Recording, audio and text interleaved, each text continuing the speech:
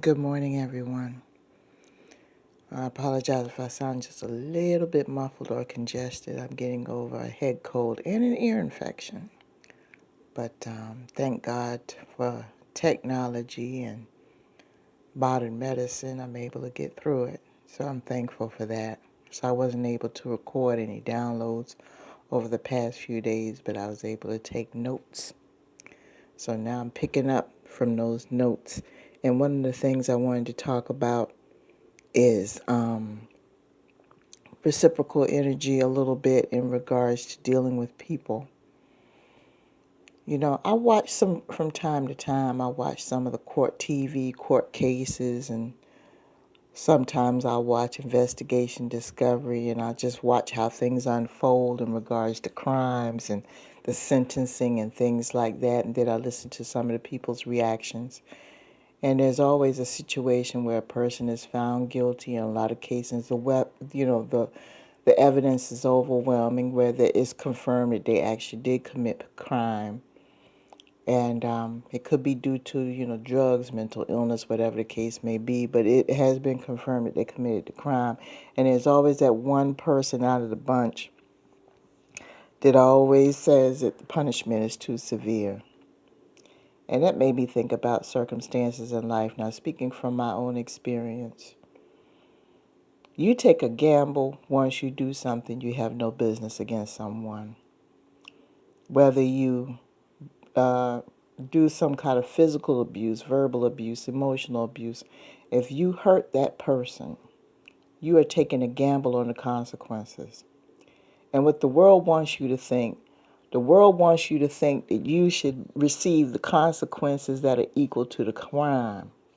That's what they think.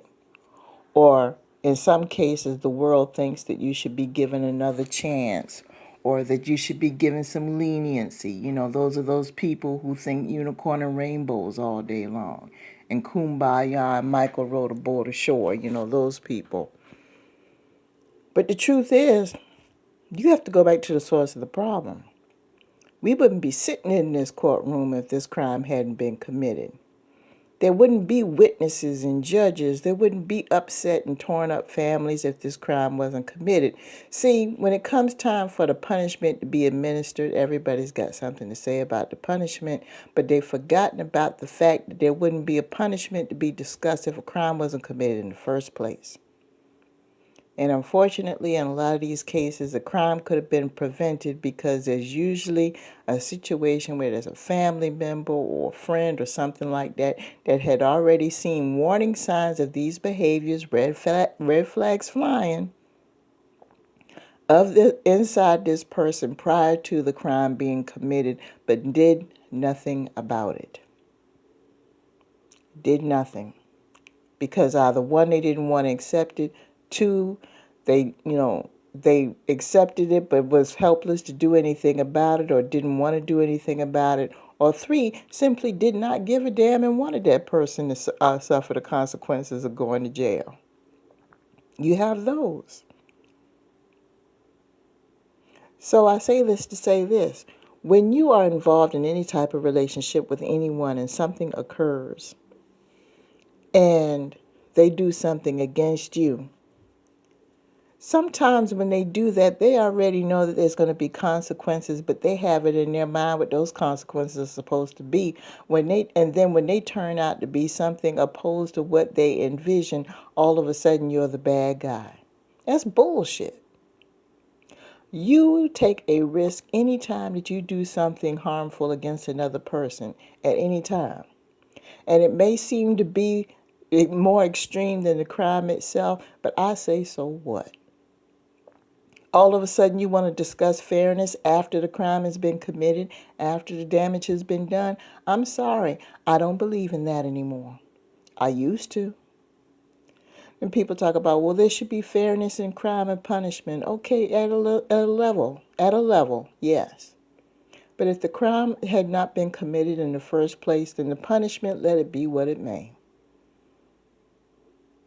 When it comes to relationships sometimes, I hear people whine and complain all the time about, well, I did so-and-so, but she didn't have to go to the extreme and do this and extreme and do that. Well, you took that chance when you did that to that person. But see, the thing is, you're just in shock and belief because they went above and beyond what you expected. You weren't prepared for that. You already knew before you did it what kind of reaction you were expecting to get. That's why you did it. And when it went out of control, all of a sudden that person is the bad guy. See, that tells me right there it was premeditated in the first place. You already had it in your mind that you were going to do this person wrong, because you already outlined in your mind how it was going to turn out. So really, the burden lies on you. This whole thing is your fault. So maybe instead of worrying about the consequences of the punishment of the crime, maybe we should think about addressing the mindset of not committing the crime in the first place. I'm going to keep this a short one today, but I'm going to go ahead and let you guys go. But just think about that. Don't worry about what happened because the crime was committed. How about we address the issues that may contribute to a crime in the first place? Let's do some preventive work. Okay? Peace to you all.